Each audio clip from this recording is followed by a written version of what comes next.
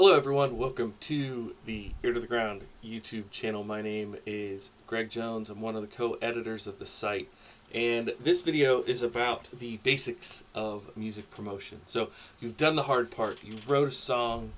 You recorded the music with your friends. And maybe you went ahead and got it professionally produced. And you've invested all this time and money into it. Now, what do you do about promotion? The first thing that you want to do is make sure that your branding around your music is all consistent. So what you don't want to do is invest a bunch of money into a high quality production and then mail in the promotion. So if you have a bedroom produced DIY release, then maybe a lower, more local, small time reach is appropriate. But if you have big time production value, then you are probably going to want to invest that same kind of money into the promotion process.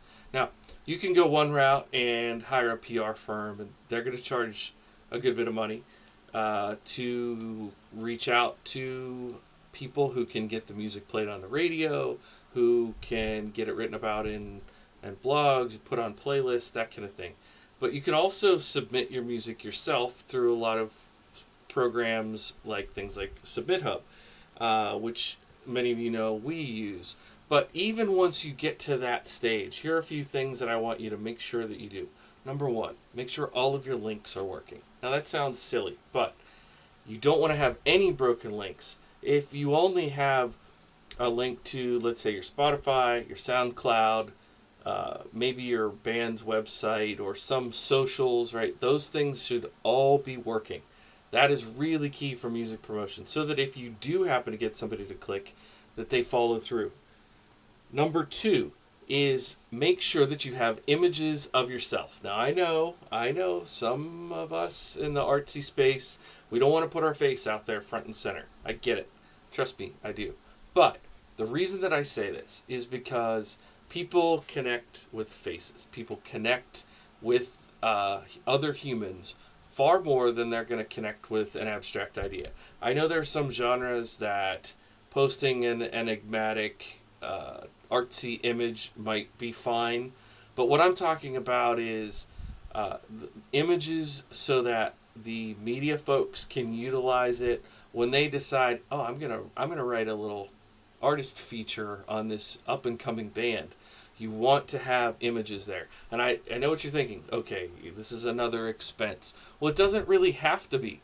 I mean, I've seen people post incredible, useful either selfies, or they'll have like one of their friends take it on a phone. I mean, you don't have to go get professional headshots for this, but they should be images that, back to my first point, images that are consistent with the branding. So if you're a folk artist, you probably want to have a picture of you with your banjo or your guitar or your fiddle or whatever it is that you play in a folksy atmosphere. You don't probably want to be in a location that seems like it's where a death metal band would practice. You see what I mean? Make sure that it's consistent. Maybe you're sitting down by a creek with the guitar in your hand. That feels right. That feels consistent with with folk music. You want to be consistent. The last thing that I want to say about this promotion is quality over quantity. So let's say your band released a 5-song EP. You're just trying to get out there. You're trying to get some local to regional gigs.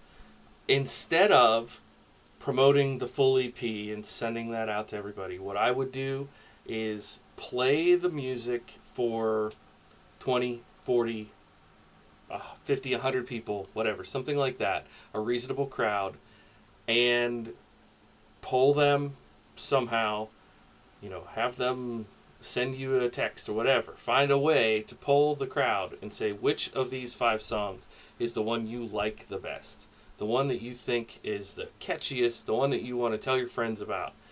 And then when you have that song, that's your lead single, and then instead of promoting the EP, just put all the promotion budget behind that single. Now, I know some of you are going to say, that's wrong. You shouldn't do that. I'm looking at it from my side on the submit. I'm somebody I don't want to listen to the 4 decent songs and maybe click on the 5th the best one. I want to hear the best one right away. Because if it's good, if it really hooks me and pulls me in, then I'll be more apt to go find the EP and listen to the rest of the music. The other way around does not work. You're not typically going to convince people with your mid-tier music. Does that make sense? Hopefully that makes sense. That quality far surpasses quantity when it comes to promotion. You want to be able to roll out funding for things like Facebook ads, for submission platforms, for social results. You want to get your music out on other platforms like TikTok and Instagram and these social ways that people are going to put your music in the background and just get it heard, get it noticed. The last thing I'll say is obviously getting a sync deal with a major television show or something. That's not just like a way to promote. That's a career maker. So I think that if you're watching a video like this, you're probably at the early stage and you're still getting going. So you want to get noticed, you want to get acknowledged by that first 100 people, that first 1,000 people, that first 5,000 people. Then once you have that size of following, you'll be closer to being ready to getting a national type of sync deal like that. And that I would say is kind of a stage 2. For right now, you want to make sure that these materials are really solid and good to go so that when you're applying for a sync deal later on down the road, everything is in place. So hopefully you found that helpful. I know from our perspective, sometimes we'll find pretty good artists and they do not have their materials together, and I think they really need to see a video on this. So that's why I made it. Hope it helps you. Have a good day.